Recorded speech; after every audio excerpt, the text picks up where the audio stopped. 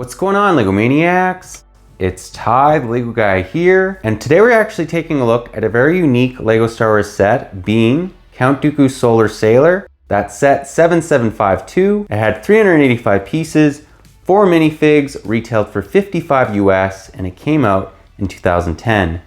Now nowadays this set's going for 128 new or 97 used. It's appreciated quite a bit. There's reasons why. This is actually, as we mentioned, quite rare and has some awesome minifigs. But we're gonna take a look at this set's negatives and its positives. But enough talk, let's get right into it.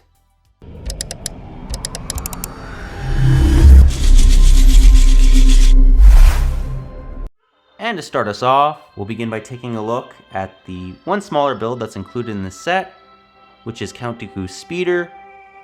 I will say it's not a terrible looking model, but I do think it is inferior to both the 2002 and the one that came out in 2013, the Geonosian Duel. It's not bad, I just don't feel it's as accurate as it could be, but again, it does a decent representation of the speeder bike. Let's now take a look at the meat of the set. And here she is. So let's give you guys a 360 view. I will say if you have it in this position, it looks really good. Like, I would throw this in a mock, no problem, if I wanted to display Count Dooku's Solar Sailor, maybe if I made a Geonosian mock or something like that. It looks very, very accurate to what we see from the movie. Where it starts to lose some points is when it's in flight mode, but before we take a look at that, I just want to mention the landing gear. Now this is awesome. I love the fact that it has these two slanted pieces on either side of it. They're not needed, but it kind of gives the impression that they're needed for support, even though they aren't. And then moving to the back, let's actually show off this one feature that it has. You can actually seat Count Dooku in there with his speeder. And I'll show you guys the interior. Pretty basic. There isn't a whole lot going on inside of there, but it seats the speeder bike and it's quite nice. The one negative about this though is if you put Count Dooku's speeder in there and you close her up, you can actually see it still. I think that's a little lazy, so I'm not quite thrilled with that, but not the end of the world. The other thing that's nice about it is it actually has some flick-fire missiles, and they actually work decently well. Like, that feature actually is not terrible. Unlike some of the flick-fire missiles, it actually, it shoots quite well, I will say that. And then right here we have the cockpit. Now what's unfortunate about it is you can't seat Dooku in alongside this terrible looking droid, but it's still not bad. You can actually just remove him by just lowering the one wing, and that's literally the cockpit. I'll show you guys a little bit closer view of it. Again, not terrible, just not perfect. That's kind of the theme of this set. Let's actually show you guys the set now in flight mode. And how you kind of do it, it's quite simple. You literally can just raise these wings, put in the landing gear, which is actually quite ingenious. These actually slant out so it can, look a little bit better on display. And then literally, that's all there is to it. You just can open her up like so. Now this is the negative with this. There is no sail whatsoever. So that's as good as this set's ever going to look. It's my one main complaint with it. Again, it's not the end of the world. It doesn't look terrible. It just could look a lot better if they bothered, to give it a sail, maybe a plastic piece, a cloth piece. It's part of the reason I really think that this set is about due for a remake, because imagine if it had that. That would look amazing with that big sail coming out of it. Overall though, still a decent looking model. It's just not perfect, like I've said a couple times. Let's now take a look at the minifigures.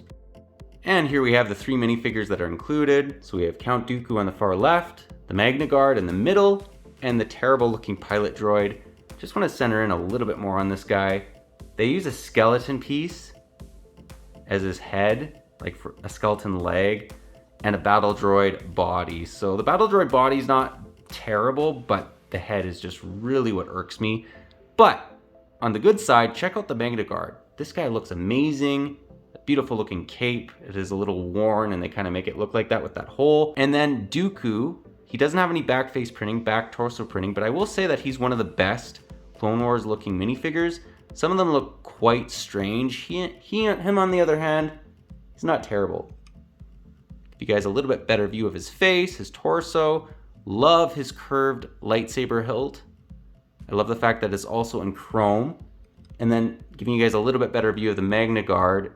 He has his vibro staff, that awesome looking piece that, you know, it's a custom mold for his head. I don't quite know how they do that. It would be kind of cool if they did it like the old LEGO Star Wars video game, but this one is also quite nice.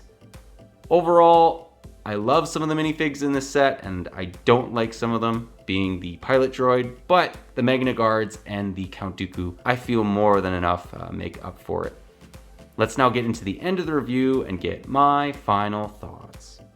Well guys, that was my review. Do hope you enjoyed it. Personally, I feel that this set has things going for it. It has things not going for it. The minifigures are awesome. The Magna Guards, the Dooku's pretty good. You get the awful looking pilot droid. It may be the worst LEGO Star Wars minifigure ever made. Let me know actually what you guys think is the worst LEGO minifigure made for the Star Wars theme. I'd be interested to know. And as far as the ship goes, it's decent. I really like it on display like this. However, once it goes into flight mode, it's still good looking, but where's the sail? The fact that they made absolutely no attempt to actually build it out of Lego or include maybe some cloth or plastic pieces to kind of make it is kind of a letdown. And because of that, I don't think that this is a perfect set. I think it's worth getting if you like Magna Guards and if you want the ship in landed form on display. It is unique. But if you're looking to have this, as a spaceship and you're flying it around, I don't really recommend it just because the sails, they're just not there.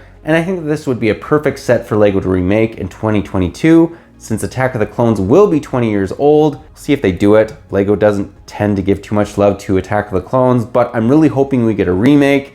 And if it's gonna happen anytime, it's gonna be in 2022. But yeah, that pretty well does the video, but if you liked it, leave it a thumbs up. If you're new to the channel, definitely consider subscribing and click that bell so you're notified for any future LEGO Star Wars reviews, comparisons. We do one of them every Tuesday, and yeah, they're a lot of fun, especially when you're taking a look at sets like this, which again, this isn't bad. It just needs a little work. And again, I think it's very accurate looking in landed form. It's just when you put it in flight mode, it's not the most accurate looking thing. But yeah, that's all I got for you again. But thanks again for watching, and I'll catch you on the next one.